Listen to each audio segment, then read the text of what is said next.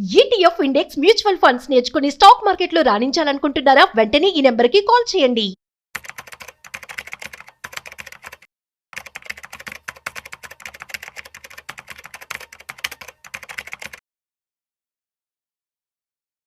Hi hello నమస్తే, welcome back to Suman TV. Present మనతో పాటు ఉన్నారు stock market analyst Sundararam Reddy గారు. నమస్తే సార్. నమస్తే మ్యామ్. సార్, అసెట్స్ లో ఇన్వెస్ట్మెంట్ చేయాలి అంటే ఆ క్రైటీరియా ఎలా ఉంటుంది, ప్యాటర్న్ అంతా ఒక్కసారి? రైట్. సో బేసికల్గా మీరు ఏదైనా ఒక అసెట్లో ఇన్వెస్ట్ చేద్దాం అనుకుంటున్నారు, మీ దగ్గర ఎవ్రీ మంత్ ఎంతకంత మిగులుతుంది అనుకున్నారు అనుకోండి, మీకున్న ఛాయిస్ ఏంటంటే ఒకటి ఈక్విటీ మార్కెట్లో స్టాక్స్లో ఇట్లా పెట్టుకోవచ్చు. సింగిల్ స్టాక్స్లో నాకు రిస్క్ ఉందని మీరు అనుకున్నారు అనుకోండి, better to go for portfolio లాంటివి పెట్టుకోవచ్చు. అసలు నేను హ్యాండిల్ చేయడం కష్టంగా ఉంది అనిపించింది అనుకోండి, then go for mutual funds. మళ్ళీ మ్యూచువల్ ఫండ్లో కూడా బోల్డ్ అని ఉంటాయి, ఈక్విటీ ఉంటుంది, డెట్ ఉంటుంది, రీట్స్ ఉంటాయి, ఇలాంటివన్నీ ఉంటాయి అనమాట. అలాగే రియల్ ఎస్టేట్ పెట్టుకోవచ్చు, అలాగే కమోడిటీస్ లైక్ గోల్డ్, సిల్వర్లో పెట్టుకోవచ్చు. ఇవి కాకుండా అండ్ పిఎంఎస్ సర్వీస్ అంటారు, పోర్ట్ఫోలియో మేనేజ్మెంట్ సర్వీసెస్. మనం కనుక వేరే వాళ్ళకి లీగల్లీ లైసెన్స్డ్ సెబీ వాళ్ళకి అనుకుంటే వాళ్ళు కనుక మనం 50 lakh వర్త్ మనం కనుక పెట్టగలిగితే కనుక వాళ్ళ సర్వీస్ మనం వాడుకోవచ్చు. వాళ్ళే మీ పోర్ట్ఫోలియో మొత్తం మెయింటైన్ చేస్తారనమాట లీగల్గా. అదొకటి. ఏఎఫ్ ఆల్టర్నేటివ్ ఇన్వెస్ట్మెంట్ ఫండ్స్ అంటారు. ఇది కంప్లీట్గా ప్రైవేట్ ఇన్వెస్టర్స్ కోసం అనమాట. మినిమం 2 కోట్ల వర్త్ పెట్టేలాగుంటే కనుక వాళ్ళు beyond the stock market invest చేస్తారు. లైక్ ఐపీఓ రాకముందే కంపెనీల్లో అంటే రియల్ ఎస్టేట్ ప్రాజెక్టుల్లో వాటిలో ఇన్వెస్ట్ చేస్తారనమాట. ఇట్లా multiple different type of assets ఉంటాయి నీకు. కాబట్టి మీ రిస్క్ ప్రొఫైల్ తగ్గట్టు ఆ పర్టికులర్ అసెట్ని చూస్ చేసుకోవాల్సి ఉంటుంది. బేసికల్గా మీరు ఏదైనా ఒక అసెట్ చూసుకునేటప్పుడు ఫస్ట్ క్రైటీరియా ఏంటంటే మీ రిస్క్ లెవెల్స్ ఎంత ఉన్నాయో చూసుకోండి. అంటే అఫోర్డబిలిటీ రిస్క్ ఎంత తీసుకుంటారు. ఫర్ ఎగ్జాంపుల్ నేను స్టాక్స్లో తీసుకున్నాను, నేను రిలయన్స్ తీసుకున్నాను, బాగా పెరిగిద్దని ఉద్దేశంతో. అప్పుడు రిస్క్ ఎంత ఉంటుంది రిలయన్స్లో అంటే, ఏదో ఒక బ్యాడ్ న్యూస్ వచ్చింది అనుకోండి, సింగిల్ డేకి 5% పడుతుంది. రేపు జిఎస్టీ నోటీస్ వచ్చినా, ఇన్కమ్ ట్యాక్స్ నోటీసులు వచ్చినా, ఏదైనా బ్యాడ్ న్యూస్ అయినా, ఫ్యాక్టరీ ఫైర్ అయినా సింపుల్గా 5% రాపోతుంది సింగిల్ డేకే. మార్నింగ్ ఓపెనింగ్లోనే 5% రాపోతాయి. మరి ఇవాళ రేపట్లో కనుక మార్కెట్లో చూస్తే 20% లోవర్ సెక్యూరిటీ బట్టి స్టాక్స్ 100లో ఉంటాయి రోజుకి. మన బ్యాడ్ లక్ బాగుంటే మన స్టాక్ కూడా ఒక రోజు అక్కడ ఉంటుంది. అందుకని స్టాక్స్లో ఉంటే నీకు రిస్క్ ఉంటుంది, నీకు తెలియాలి. అందుకని మీరు ఏ అసెట్ తీసుకున్నా సరే ఫస్ట్ రిస్క్ ఎంత టాలరెన్స్ చేయగలుగుతారో మీకు క్లారిటీ ఉండాలి. ఓకే, అందుకని మీరు mutual funds, debts absolutely safety మీకు. ఓకే, ఓల్డ్ ఏజ్లో వాళ్ళకి బాగుంటాయి. లేదా నాకు రిస్క్ వద్దు అనుకుంటే మల్టిపుల్ అసెట్ క్లాస్లో బాగుంటుంది అట్లా అనమాట. నేను టూ మచ్ రిస్క్ తీసుకుంటా అంటే మీరు ఒకే అసెట్లో పెట్టచ్చు. లైక్ గోల్డ్లో పెట్టాను ఒకటే అసెట్ రిస్క్ అది, స్టాక్స్లో పెట్టాను ఒకటే అసెట్ రిస్క్ అది, నేను ఏఎఫ్లో పెడుతున్నాను అది ప్రైవేట్ ఏరియాలో ఇన్వెస్ట్ చేస్తారు, టూ మచ్ రిస్క్. కాబట్టి మీ రిస్క్ ప్రొఫైల్ తెలుసుకొని ఆ పర్టికులర్ దాంట్లో పెట్టుకోవడం బెటర్ అనమాట. అన్నిటికన్నా లోయెస్ట్ రిస్క్ అంటే మాత్రం debt funds like bank deposits లాంటివి. అన్నిటికంటే హైయెస్ట్ రిస్క్ అంటే మాత్రం ఏఎఫ్ అండ్ పిఎంఎస్ స్టాక్స్ అనమాట. సో ఈ మధ్యలో మీ రిస్క్ని మీరు కన్సిడర్ చేయాలి. కాబట్టి మీరు ఎక్కడైనా ఇన్వెస్ట్మెంట్ చేసుకుందామంటే ఫస్ట్ రిస్క్ టాలరెన్స్ మెజర్ చేసుకుని ఎంటర్ అవ్వండి. అండ్ రెండోది ఎక్స్పెక్టేషన్ ఎంత టైంలో ఎక్స్పెక్ట్ చేస్తున్నారు. యూజువల్గా స్టాక్ మార్కెట్లో ఏంటంటే 2-3 సంవత్సరాలు పనికిరావు, సూట్ అవ్వవు. ఎందుకంటే తక్కువ టైంలో టూ మచ్ పడుతుంటే పెరుగుతుంటాయి. అందుకని మీకు తక్కువ టైం ఉందన్నప్పుడు డెట్ ఫండ్స్కి వెళ్ళిపోతున్నాయి గ్యారంటీగా.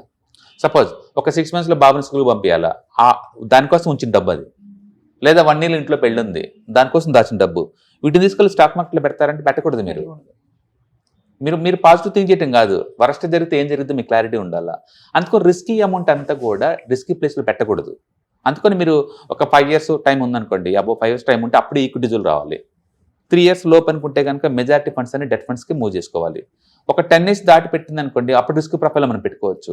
అందుకని ఎంత టైం ఉంచాలనుకున్నారు ప్లస్ ఎంత రిటర్న్స్ ఎక్స్పెక్ట్ చేస్తున్నారు అన్న కాంబినేషన్ మీద వస్తాయి.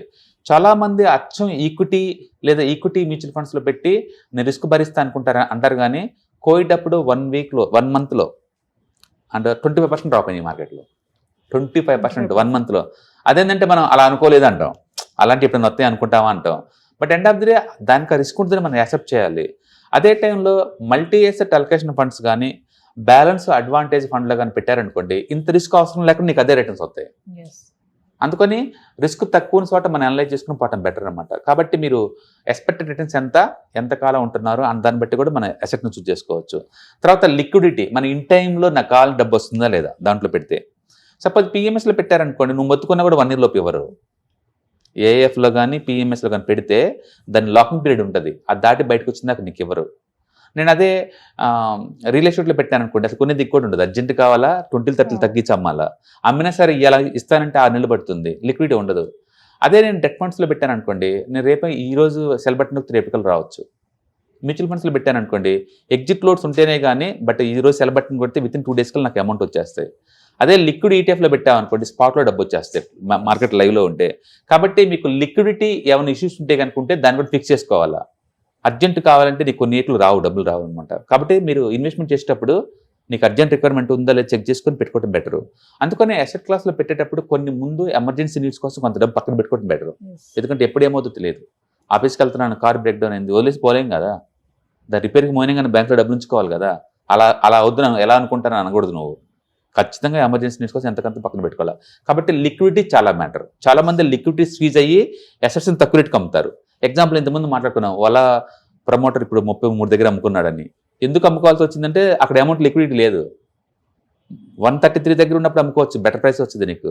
బట్ నువ్వు అలంగా పెరిగిద్ది అనుకున్నావు, బట్ ఇప్పుడు తప్పలేదు కాబట్టి అమ్ముకోలేదు అనమాట. అందుకని లిక్విడిటీ డస్ మ్యాటర్. అది చూసుకోండి లిక్విడిటీ ప్రాపర్గా ఉంటుందా లేదని. నెక్స్ట్ వాలటిలిటీ ఎంత ఉంటుంది, ప్రతి అసెట్కి దాని ఓన్ వాలటిలిటీ ఉంటుంది. అండ్ ఫర్ ఎగ్జాంపుల్ మనం డెట్ ఉందనుకోండి, హాయి కళ్ళు మూసుకోవచ్చు. ఎవ్రీ మంత్ 1,00,000 పెట్టామంటే 600 రూపాయలు బ్యాంక్ అకౌంట్లో పడుతుంటాయి, జీరో వాలటిలిటీ. ఓకే, అదే స్టాక్స్ అలా కాదు కదా, టూ మచ్ అటు షేక్అవుట్ అవుతూ ఉంటాయి కదా. క్రిప్టోస్ అనుకోండి, అరగంటకే అటు షేక్అవుట్ అవుతాయి, అరగంటే మరి. సండేతో సహా పీస్ ఆఫ్ మైండ్ ఉంచవు నీకు, ఎందుకంటే 365 రోజులు రన్ అవుతూనే ఉంటాయి 24 గంటలు అవి. కాబట్టి ఒక్కొక్క అసెట్లో ఒక్కొక్క రకమైన వాలటిలిటీ ఉంటుంది, తెలుసుకొని తీసుకోవటం బెటర్. ఓకే, అలాగే ఐడియల్ ఇన్వెస్ట్మెంట్ టైం ఎంత టైం పెడితే నాకు ప్రాపర్ అమౌంట్ వస్తాయి అనమాట. ఏదైనా మొక్కేసామనుకోండి, అది పండిందాక మనం వెయిట్ చేయాలి, మధ్యలో తొందరపడితే రాదు కదా. ఇవి కూడా అంతే. మీరు ఏ పర్పస్ కోసం పెడుతున్నారో క్లారిటీ ఉండాలి. ఓకే, అండ్ లాంగ్ టర్మా, షార్ట్ టర్మా, మిడ్ టర్మా, ఏ గోల్ కోసం పెడుతున్నారు. నేను టూర్ కోసం పెడుతున్నాను అనుకోండి, కన్జర్వేటివ్గా ఉండాలి. నేను కిడ్ కాలేజీ కోసం అనుకోండి, మీరు అగ్రెసివ్గా పర్వాలేదు, ఎందుకంటే టైం ఎక్కువ ఇచ్చారు కాబట్టి స్మూత్గా అవుద్ది అనమాట. అది అలాగే మినిమం ఇన్వెస్ట్మెంట్ ఎంత కావాలి. కొన్నిట్లో కొన్ని అసెట్స్లో ఎక్కువ పెట్టాల్సి ఉంటుంది. లైక్ రియల్ ఎస్టేట్లో పెట్టాలనుకున్నాను అనుకోండి, మినిమం లక్షల్లో ఉంటుంది అది. మ్యూచువల్ ఫండ్స్ అనుకున్న 10 రూపాయలతో కూడా స్టార్ట్ చేసుకోవచ్చు. ఒక్కో దాంట్లో ఒక కంఫర్ట్ ఉంటుంది. కాబట్టి ఎంత ఇన్వెస్ట్మెంట్ దీన్ని బిగ్ చేసుకోవచ్చో మీరు దాన్ని బట్టి అసెట్స్ చూసుకోవచ్చు. అలాగే మన ప్రొఫైల్ దేనికి సూట్ అవుతుంది, మీరు లాంగ్ టర్మా, షార్ట్ టర్మా, స్పెక్యులేషనా, ఏ టైప్ ప్రొఫైల్ మీద అన్నదాన్ని బట్టి కూడా మన అసెట్స్ చూసుకోవచ్చు అనమాట. అలాగే ఇన్ఫ్లేషన్కి హెడ్జింగ్ ఉంటుందా లేదా. చాలామంది డెట్ ఫండ్స్లో పెడితే బ్యాంక్ అకౌంట్లో వేసేస్తే నాకు సరిపోద్దులా అనుకుంటారు. బట్ బయట రేట్లు పెరుగుతున్నాయి కదా, బట్ లివింగ్ కాస్ట్ పెరుగుతుంది కదా, దాన్ని కూడా బీట్ చేసేంత అమౌంట్ రావట్లేదు అనుకుంటే అది బ్యాడ్ అసెట్. అందుకని డెట్ ఫండ్స్ అందరు సూట్ అవుతాయి అంటే అవ్వవు. అంటే చాలామంది ఇవాళ రేపట్లో ఏంటంటే అండ్ కిడ్స్ గర్ల్స్ మ్యారేజ్ కోసం అని చెప్పేసి SSY దాంట్లో పెడతా ఉంటారు. అది మంచి ఫండే కాదు, అది మంచి ఫండ్ కాదని కాదు. బట్ మీరు కనుక ఒక 15 years టైం ఉంటే కనుక ఈక్విటీలో పెట్టుకుంటే బెటర్, ఎక్కువ రిటర్న్స్ వస్తాయి కదా. తక్కువ టైం ఉన్నప్పుడు దీంట్లో పెట్టుకోవచ్చు. ఓకే, అందుకని టైం ఎక్కువ ఉన్నప్పుడు better to take the risk అనమాట. ఎక్కువ డబ్బులు అంటే ట్రై చేసుకోవడం బెటర్. ఎందుకు 7కి 8కి మనం రిస్ట్రిక్ట్స్ అవ్వాలి. ఓకే, అందుకని ఎంత టైం ఉంది దాన్ని పెట్టేసి ఇన్ఫ్లేషన్ని మనం బీట్ చేస్తున్నాం లేదా దాన్ని పెట్టేసి కూడా మనకు వెయిటేజ్ వచ్చింది అనమాట. మీరు ఏ అసెట్లో పెట్టండి, అది ఇన్ఫ్లేషన్ బీట్ చేసే అసెట్ అయి ఉండాలి. ఇన్ఫ్లేషన్ ఈక్వలెంట్ కూడా రావట్లేదంటే అది వేస్ట్ అనమాట. అది ఆ తర్వాత ఎంట్రీ ఎగ్జిట్ ఏ టైంలో అవుదాం అనుకుంటున్నారు, ఒక మంచి టైంలో అవ్వాలి. సపోజ్ నేను ఈక్విటీ మార్కెట్లో పెట్టాను అనుకోండి, మార్కెట్ ఆల్ టైమ్ హై దాటితే ఒక 10 to 15% ముందుకు వెళ్తాను అనమాట. తర్వాత మళ్ళీ బ్యాక్ వచ్చింది, ఫుల్ బ్యాక్ కోసం. ఆ టైంలో బయటపడటం బెటర్. అలాగే నేను మ్యూచువల్ ఫండ్లో పెడుతున్నాను అనుకోండి, నా పోర్ట్ఫోలియో 20% IRR ఉన్నప్పుడే బయటికి పోతాను, మధ్యలో నేను డ్రాప్ అవ్వను. ఇంకా అలా ఒక టార్గెట్లా పెట్టుకున్నారు అనుకోండి, మంచి టైంలో బయటికి పోవచ్చు. అండ్ ప్రతి కుక్కకి ఒక రోజు వస్తున్నట్టే ప్రతి ఇన్వెస్టర్ కూడా ఒక మంచి రోజు వస్తుంది, ఒక మంచి ఇయర్ వస్తుంది. ఆ టైం దాకా వెయిట్ చేసి ఆ టైంలో బయటికి పోవడం బెటర్ అనమాట. ఆ టైంలో మంచి రిటర్న్స్ వస్తుంది కాబట్టి బాగుంటుంది. అలాగే ఎంట్రీ ఎగ్జిట్ ఎప్పుడెప్పుడు ఎలా చేసుకోవచ్చు దాన్ని బట్టి అనమాట. అలాగే రెగ్యులేషన్స్ ఎలా ఉన్నాయి, ఓకే, అంటే ప్రాపర్ ఛానల్లో మనం వెళ్తున్నాం లేవా, మళ్ళీ అలాంటివి కూడా చూసుకోవాల్సి ఉంటుంది అసెట్స్. అంటే చాలామంది క్రిప్టోస్లో పెడతారు, గవర్నమెంట్ రిపోర్ట్ చేయరు, సెబీ పర్మిషన్ కూడా లేవు, స్టక్ అయిపోతారు. అమెరికాలో ఇన్వెస్ట్ చేస్తారు, ఆ విషయం మన ఐటీ ఫైలింగ్లో ఇన్వెస్ట్ చేయరు. ఏ ముందులో మనం తీసుకున్న 10 యాపిల్ స్టాక్స్ కదా అనుకుంటారు. బట్ ఇంటర్నేషనల్ లెవెల్లో మీరు ఏదైనా అసెట్స్ కొంటున్నారంటే ITR ఫైల్ మారిపోద్ది ఆటోమేటిక్గా. అది మీరు రిపోర్ట్ చేయాలి ఇన్ టైంలో. ఇంపోర్ట్ చేయలేకపోతే వితిన్ 10 years వాళ్ళు నోటీస్ వచ్చే ఛాన్స్ ఎక్కువ ఉంది. కాబట్టి రెగ్యులేటరీ రిక్వైర్మెంట్స్ ఏమున్నా చూసుకోండి మీ అసెట్ క్లాస్ని పెట్టేసి, దాన్ని బట్టి మీకు ఇది అవుద్ది అనమాట. అలాగే మీ ఫైనాన్షియల్ గోల్స్ కాస్త సూట్ అవుద్దా లేదా. నా రిక్వైర్మెంట్ ఇయర్లీ 20% అనుకోండి, నేను డెట్ ఫండ్స్లో పెట్టి ఎక్స్పెక్ట్ చేయకూడదు. డెట్ ఫండ్స్లో పెట్టేసి ఆ రిటర్న్స్ ఎక్స్పెక్ట్ చేయకూడదు. నేను చాలా భయస్తున్నాను అనుకోండి, ఈక్విటీలో పెట్టేసి పీస్ ఆఫ్ మైండ్ దొరకదు నీకు. కాబట్టి మీ సూటబుల్ ఫైనాన్షియల్ గోల్స్ తగ్గట్టు ఉన్న అసెట్ క్లాస్ని పెట్టుకోవటం బెటర్ అనమాట. అట్లా మనం ఎన్ని కంబైన్ చేసుకున్నప్పుడు ఏది మీ ఫైనాన్షియల్ గోల్స్, మీ రిస్క్ ప్రొఫైల్, ఎంతకాలం మీరు ఉండగలుగుతారు, ఏ టైంలో బయటికి పోతారు, ఎంత ఎక్స్పెక్ట్ చేస్తున్నారు, లిక్విడిటీ ఇన్ టైంలో ఉంటుందా లేదా, ఓకే.